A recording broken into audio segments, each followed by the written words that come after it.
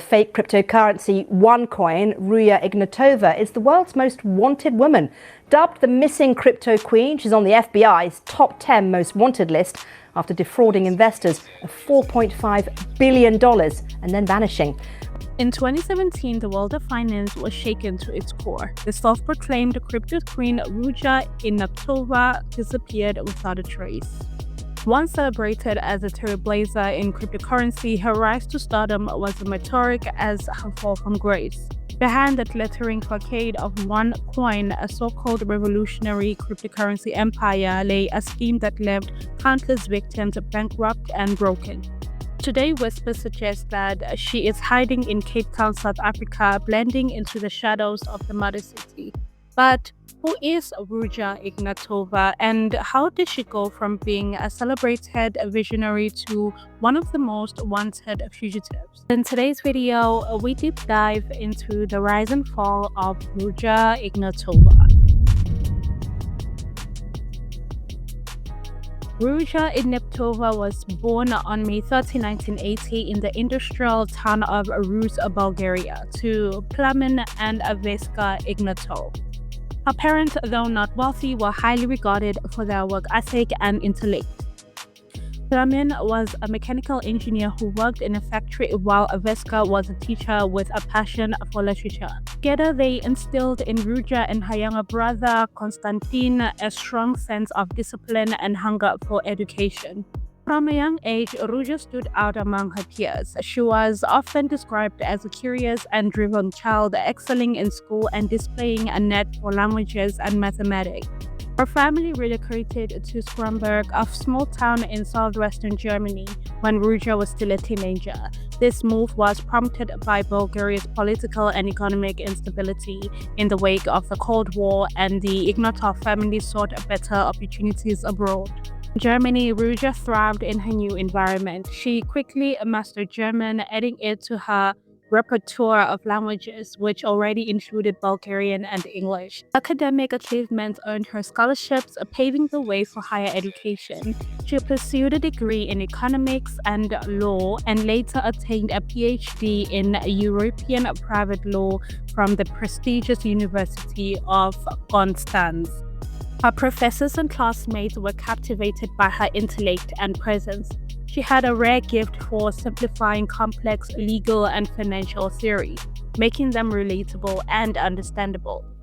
Coupled with her unwavering confidence, she became a standout figure in the academic and professional circle. Ruja's ability to adapt and excel wasn't limited to academics. Her charisma and a polished demeanor helped her build a network of financial contacts, positioning her as a rising star in the world of finance.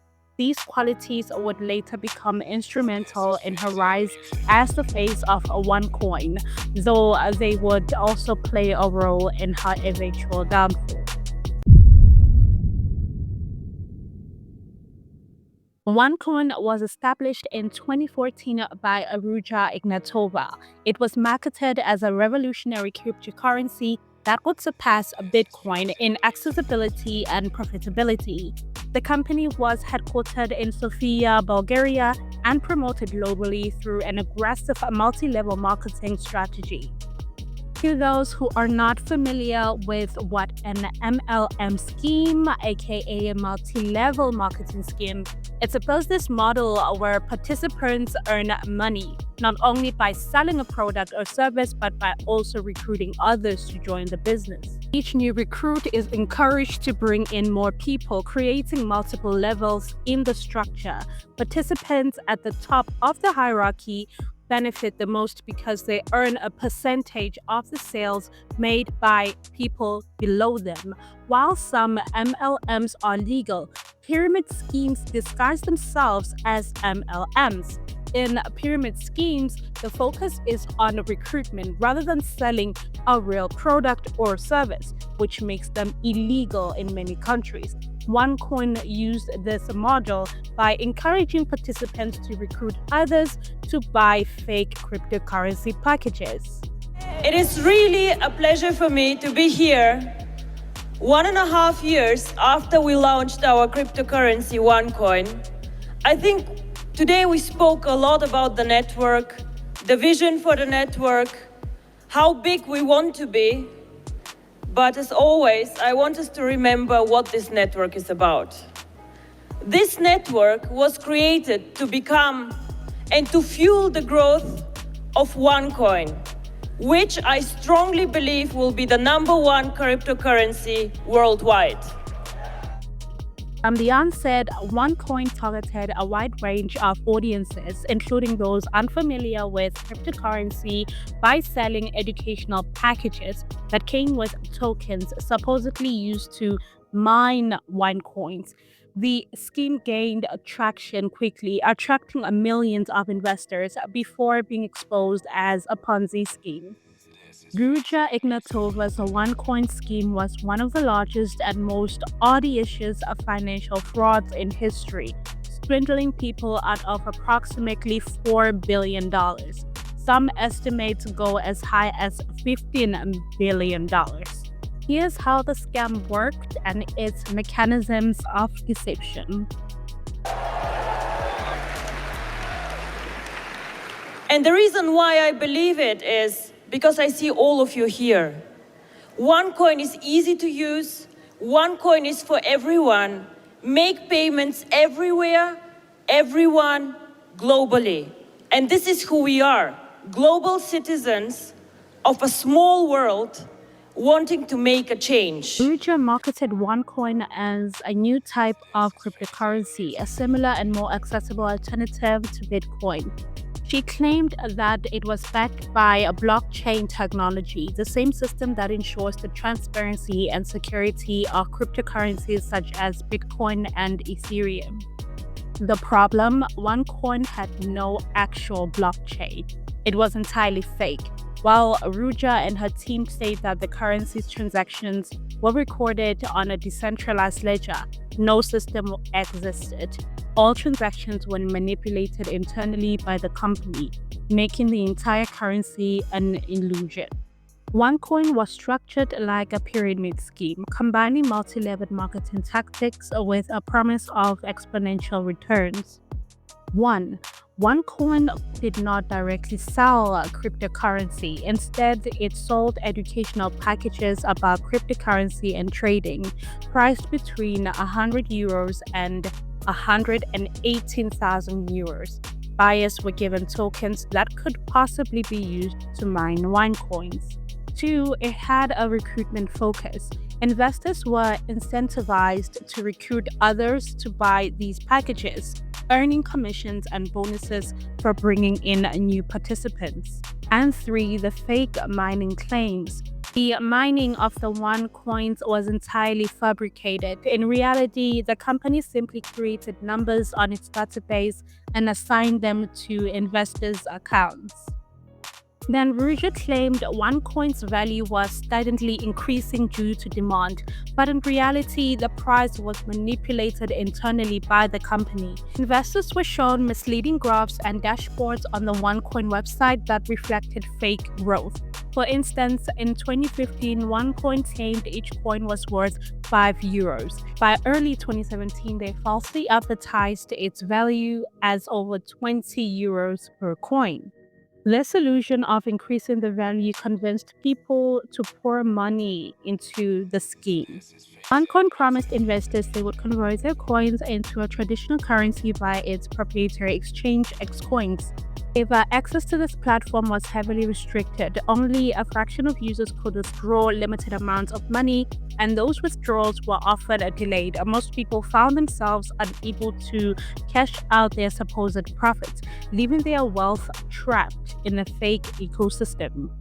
Ruja and her team targeted individuals and communities unfamiliar with cryptocurrency, especially in developing countries.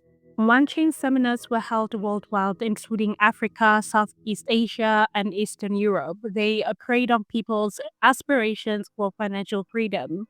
Tactics included lead conferences with Ruja delivering motivational speeches about financial empowerment, leveraging local influencers and leaders to endorse OneCoin, and creating a sense of urgency and exclusivity, urging people to invest before it's too late.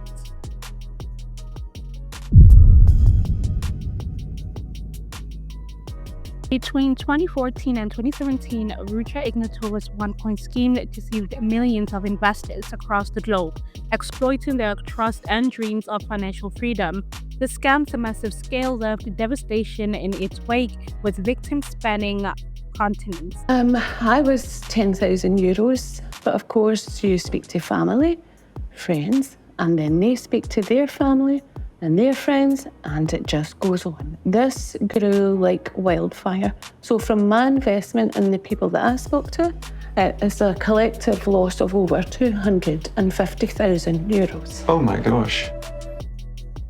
Here's a breakdown of notable regions. In China, victims collectively lost over $300 million, making it one of the hardest hit regions. In Europe, in regions such as Norway, Sweden, and Germany, lost at least €360 million, which is approximately to $400 from over 60,000 investors. In Africa, the scheme targeted financially vulnerable communities, often promising life-changing opportunities.